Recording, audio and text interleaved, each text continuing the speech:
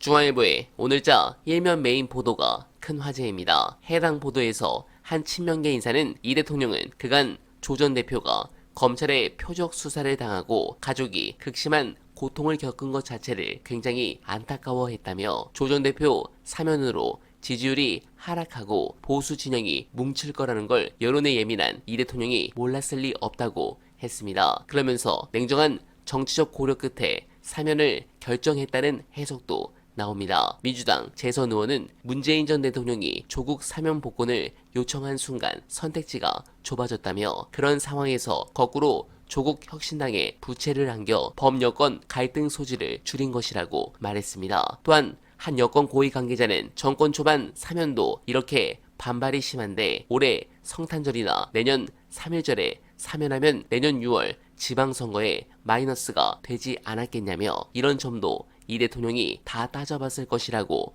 말했습니다. 그리고 핵심은 이겁니다. 새로운 정치 지형을 그리기 위한 포석이라는 해석도 있습니다. 이 대통령과 가까운 한 대통령실 관계자는 이 대통령은 조 전 대표도 대선 후보로 성장하기를 원하는 것으로 안다며 진보 진영에서 다양한 차기 리더가 성장하길 바라는 게 이 대통령의 마음이라고 했습니다. 그러면서 윤석열 전 대통령이 한동훈 전 국민의힘 대표를 억누른 것 같은 분위기는 전혀 찾아볼 수 없다며 이 인자를 두려워하지 않는다는 게 과거 대통령과 이 대통령의 가장 큰 차이점이라고 했습니다. 네, 차기 대선 얘기는 사실 먼 일이고 부적절하지만 이재명 정부의 성공 여부에 대부분이 정권 재창출에 달린 만큼 지금부터 천천히 준비하는 것도 저는 좋아 보입니다. 그렇다면 저는 이 취재가 맞는 것 같은데 현재 다시 커뮤니티에서 재조명된 인터뷰 보시고 이어가 보겠습니다.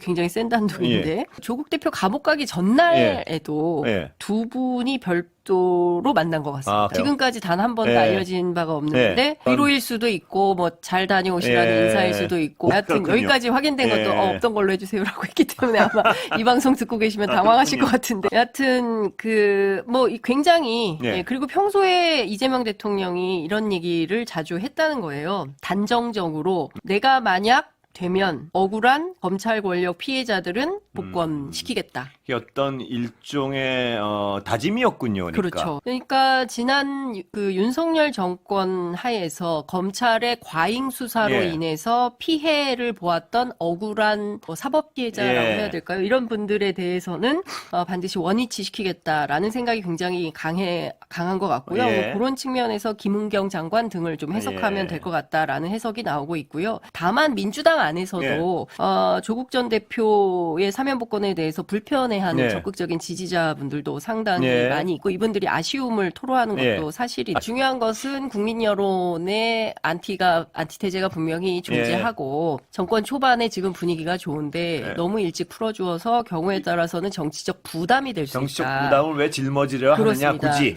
뭐 다음 기회도 있는데 뭐 이런 논리군요. 그러나 이 부분에 대해서는 국민 여론은 일부 마이너스일 수도 있겠으나 안고 간다. 이런 판단이 강하다는 것이고요. 앞서 말씀드렸던 것처럼 정치적 고려는 일체하지 않았다라는 얘기가 나옵니다. 관련해서 그 왜 친명은 하나도 안 들어갔냐 이제 이런 그 비판 있을 수 있는데요. 네, 공감합니다. 조 전 대표는 출소하며 이재명 정부가 반드시 성공해야 된다고 했습니다. 그 길은 조 전 대표가 아마 누구보다 잘 아실 겁니다. 민주당과 협력을 통해 우리 민주 진영이 주류가 될 수 있도록 잘 부탁드리며 원활바는 오늘도 최선을 다하겠습니다. 여러분 고맙습니다.